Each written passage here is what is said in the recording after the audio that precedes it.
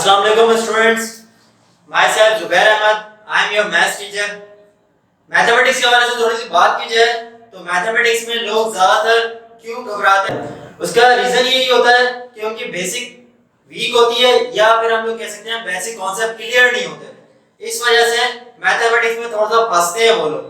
तो मेरी कोशिश रहेगी कि हर लेक्चर में हर क्लास में बेसिक से लेके चला जाए ताकि जो लोग जिनकी बेसिक वीक है या कॉन्सेप्ट्स क्लियर नहीं है वो भी हमारे साथ मैच कर सकें।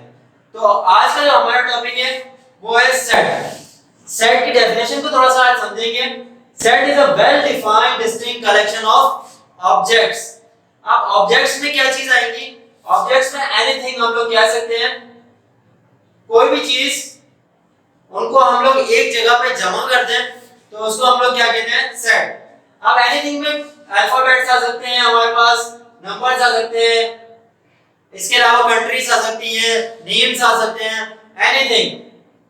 तो हम लोग कह सकते हैं इन सब चीजों को एक जगह पे जमा कर दिया जाए तो उसको हम लोग क्या कहते हैं? सेट।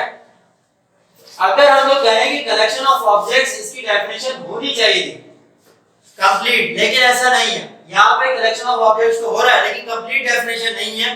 कंप्लीट डेफिनेशन क्या है कि यहाँ पे कुछ वर्ड्स और लिखे हुए हैं, वेल डिफाइंड डिस्टिंक्ट। इसका क्या मतलब है? इसका मतलब ये है कि ऐसे ऑब्जेक्ट्स जो अच्छी तरह से डिफाइन हुए हुए हों या एट लीस्ट उनकी एक पर्टिकुलर डेफिनेशन जरूर मौजूद हो और उनकी एक डिस्टिंक्ट का मतलब क्या होता है हमारे पास इंग्लिश में? अलग, मींस सेपरेट आइडेंटिटी जरूर हो उसकी। सेपरेट या डिफरेंट आइडेंटिटी हमारे पास ऑब्जेक्ट्स की मौजूद हो तो उसको हम लोग कहते हैं सेट। अब फॉर एग्जांपल अगर हम लोग मार्कर की बात करें तो एक मार्कर हमारे पास अच्छी वेल डिफाइंड है, इसकी एक डेफिनेशन जरूर है।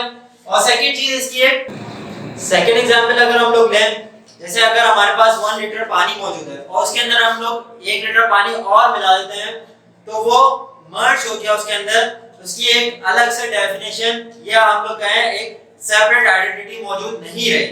तो ऐसी चीजें, ऐसे ऑब्जेक्ट्स जो रिपीट हो जाएं अपने आप से या फिर मर्ज हो जाएं आपस में, तो उन ऑब्जेक्ट्स के कलेक्शन को हम लोग सेट नहीं कहेंगे। ऐसे चीजों के कलेक्शन को कहेंगे जिन जो मर्ज ना हो और हमारे पास रिपीट नहीं हो रहा अपने आप से, तो उसको हम लोग सेट कहते हैं उन ऑब्जेक्ट्स के कलेक्शन को। फॉर सपोज अगर हमारे पास एक सेट है जिसके अंदर हम लोग रखते हैं 1 1, तो ये 1 अपने आप से रिपीट हो गया तो ये सेट नहीं होगा, ठीक है ना?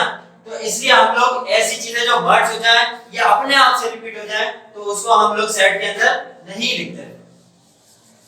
अच्छा, अब हम लोग देखते हैं आगे कि सेट को हम लोग शो किस तरीके से करते हैं। तो जो एलिमेंट्स हैं वो हमेशा सेट के अंदर आते हैं इनसाइड कर्ली ब्रेसेस। इस तरह के ब्रेसेस में हम लोग अंदर एलिमेंट्स इसके सेट के लिखते हैं। तो हमेशा कर्ली ब्रेसेस के अंदर जितने भी ऑब्जेक्ट्स होंगे उसको हम लोग लिखेंगे जिसको हम लोग क्या नाम देंगे? सेट। इसके अलावा सेकंड चीज ये कि हमेशा हम लोग डिनोट करेंगे इसको कैपिटल लेटर से या कैपिटल अल्फाबेट हम लोग कहें।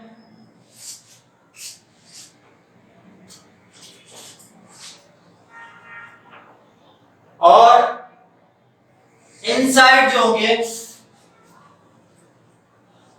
हमेशा स्मॉल लेटर्स या अल्फाबेट्स हम लोग यूज करेंगे। जैसे कि हमारे पास एक सेट है ए, तो उसके जो एलिमेंट्स हैं वो हैं ए बी सी, तो हम लोग हमेशा इस तरीके से सेट को लिखेंगे। This is the right way to write a set. अगर हम लोग इसको इस तरह लिखें तो ये रॉन्ग वे है। इस तरीके से हम लोग सेट को नहीं लिख सकते हैं। हमेशा हम लोग लिखेंगे कैपिटल लेटर से उसको डिनोट करेंगे और इनसाइड जो आएंगे वहां हमारे पास एलिमेंट्स होंगे हमेशा स्मॉल लेटर्स में होंगे। आगे चलते हैं सेट्स के हवाले से, आगे चलते हैं लेक्चर में। तो सेट के जो नंबर्स हैं हमारे पास उसको हम लोग क्या कहेंगे? Number system. उसमें कुछ नंबर्स हमारे पास आ रहे हैं जिसमें अलग अलग नंबर्स हैं जिसके नाम है, जैसे कि नेचुरल नंबर, पहला नंबर हमारे पास मौजूद है। नेचुरल नंबर में कौन से नंबर्स हैं? 1 से स्टार्ट होते हैं, 1 2 3 एंड सो ऑन। इसके अगर हम लोग पीछे से हिस्ट्री में जाएं तो एक शीट पेपर था जिसने ये नंबर या नेचुरल नंबर स्टार्ट किए थे, जिसके बाद बहुत सारी शीट्स थी, तो उसने अपने शीट्स को काउंट करने के लिए उसने इस तरीके से काउंटिंग स्टार्ट की थी 1 2 3 और सिंबल्स उसने कुछ यूज किए थे 10 100 के लिए अलग अलग सिंबल्स यूज किए थे। वो डिटेल काफी बड़ी है तो उसको हम लोग नहीं जाते डिटेल में, आगे बढ़ते हैं। ये नेचुरल नंबर बाद में इसका नाम रखा गया नेचुरल नंबर, मींस 1 से स्टार्ट हो एंड सो ऑन इनफाइनाइट चलते रहे। सेकंड चीज ये होल नंबर्स है। होल नंबर्स में 0 का हमारे पास इंक्लूड किया गया। क्यों? क्योंकि जब हम सेम नंबर से डिफरेंस उसका निकाल रहे थे तो हमारे पास कोई नंबर नहीं आ रहा था, जिसको बाद में नाम रखा गया 0। सपोज एक क्लास में अगर 10 स्टूडेंट मौजूद हैं और वो 10 स्टूडेंट्स उसके उठ के चले जाते हैं तो क्लास में कितने स्टूडेंट्स रह गए, वहां पे हम लोगों ने 0 का इसके अंदर इंक्लूड किया, जिसको हमने नाम रखा होल नंबर। इसके बाद थर्ड नंबर पे हमारे पास आता है इंटीजर नंबर। इंटीजर नंबर में 0 plus and minus 1, 2 plus and minus 2, 3 है तो प्लस एंड माइनस 3। तो इसको अगर आप लोगों को क्लियर नहीं हो रहा तो सेकंड वे से भी मैंने लिखा है, मींस -3 -2 -1 0 1 2 3। ये कब हुआ? जब हम लोग बड़े नंबर को छोटे नंबर से हम डिफरेंस निकालेंगे तो प्लस या माइनस में वैल्यूज का हमारे पास इंक्लूड किए गए, मींस माइनस का आंसर आएगा, इस वजह से माइनस के नंबर यहाँ पे इंक्लूड किए गए, जिसको हम लोगों ने नाम रखा इंटीजर नंबर। तो याद रखिएगा कि जब भी माइनस में हम लोग चले जाते हैं तो जितना बड़ा नंबर होता है इतना ही छोटा हो जाता है, मींस 3 छोटा होगा -2 से, -2 छोटा होगा -1 से एंड देन सो ऑन। तो हम लोग कहेंगे कि 0 बड़ा है -1 से, -1 बड़ा है -2 से। इस तरीके से हमारे इंटीजर नंबर की सीक्वेंस बनती है। आगे चले, फोर्थ नंबर पे हमारे पास नंबर्स आते हैं इवन नंबर्स, ऐसे नंबर्स जो कि डिविजिबल होते हैं सिर्फ 2 से, डिविजिबल बाय 2। तो ऐसे नंबर्स हम लोग कह सकते हैं जो 2 के टेबल में आते हैं हमारे पास, वो कहते हैं इवन नंबर्स को। ऑड नंबर्स कौन से होते हैं? जो कि नॉट डिविजिबल बाय 2, मींस जो 2 के टेबल में नहीं आते। प्राइम नंबर्स मैं आप लोगों को बताता हूं, उसके बाद दोनों में डिफरेंस और बता दूंगा कि प्राइम नंबर्स कौन से होते हैं जो कि डिविजिबल होते हैं अपने आप से और 1 से, मींस किसी और नंबर से डिविजिबल ना हो, उनको हम लोग क्या कहते हैं? Prime numbers. अब इन दोनों में फर्क क्या है कि ऑड नंबर सिर्फ 2 के टेबल में नहीं आते, प्राइम नंबर किसी भी टेबल में नहीं आते। जैसे कि अगर हम लोग देखें 5 7 9 मैंने यहाँ पे इंक्लूड नहीं किया। क्यों नहीं किया? क्योंकि 9 3 के टेबल में आता है लेकिन 2 के टेबल में नहीं आता, इस वजह से इसको ऑड नंबर कहते हैं, प्राइम नंबर नहीं कहते हैं। इसी तरीके से 15 है, 15 3 के टेबल में भी आता है, 5 के टेबल में भी आता है, इस वजह से ऑड नंबर में तो है लेकिन प्राइम नंबर में हमारे पास इंक्लूड नहीं है। 2 क्यों इंक्लूड किया? सेकंड चीज, प्राइम नंबर वो नंबर होते हैं जिनके 2 या 2 से ज्यादा 2 फैक्टर्स होते हैं, ना 2 से कम हो सकते हैं ना 2 से ज्यादा हो सकते हैं फैक्टर्स। तो क्या फैक्टर्स होते हैं वो हम लोग बाद में डिटेल इसकी पढ़ेंगे। इसके बाद नेक्स्ट में हम लोग आते हैं रैशनल नंबर्स। रैशनल नंबर्स कौन से होते हैं? x such that x belongs to p upon q।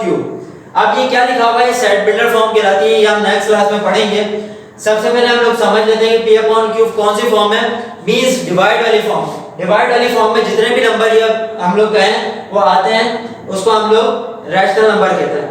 Irrational numbers का मैंने कहा not belongs to p upon q, means divide वाले नहीं है लेकिन पॉइंट वाले डेसिमल वाले नंबर होंगे। अब फर्क क्या होगा इन दोनों में?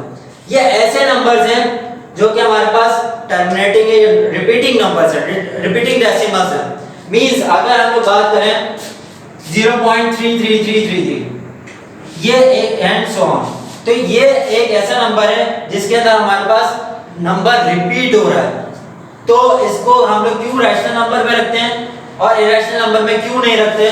इसका रीजन ये है कि ये कन्वर्ट हो सकता है 1/3 में।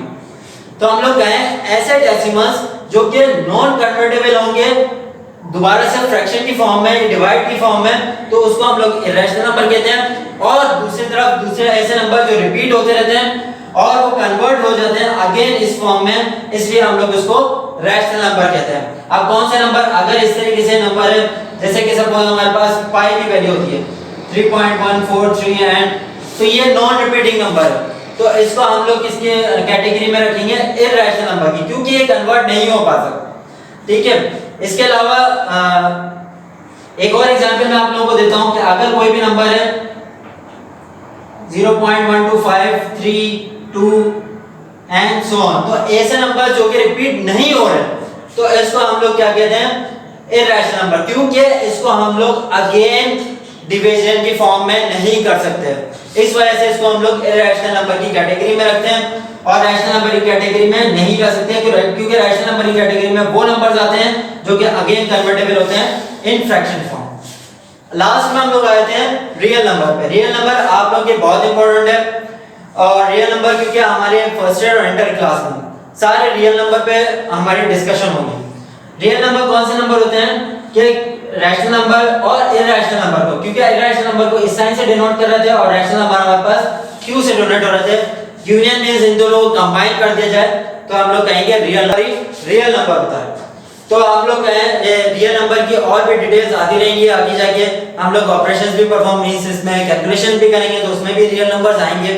तो सेट के अगर मैं आपको कंक्लूजन दे दूं तो सेट फर्स्ट ईयर या इंटर या 9 या 8 क्लास की हम लोग सॉरी मैट्रिक और 8 क्लास की बात की जाए तो सेट बहुत इंपॉर्टेंट टॉपिक है, क्योंकि हर टॉपिक में आपके पास हर चैप्टर में थोड़ा थोड़ा डायरेक्टली और इनडायरेक्टली सेट की थोड़ी थोड़ी चीजें इंक्लूड होती जाएंगी, जिसमें आप लोगों को सेट की जो बेसिक कॉन्सेप्ट हैं वो क्लियर होना जरूरी है। तो नेक्स्ट क्लास में मैं आप लोगों को सेट नोटेशन के बारे में बताऊंगा और टाइप्स ऑफ सेट्स हम लोग पढ़ेंगे ताकि सेट की और ज़्यादा डिटेल आपको क्लियर होती है। हो आप लोगों को ये वीडियो पसंद आई होगी और नेक्स्ट वीडियो के लिए आप लोग हमारा चैनल सब्सक्राइब करें ताकि आपको आगे के लेक्चर्स मिल सकें। Thank you.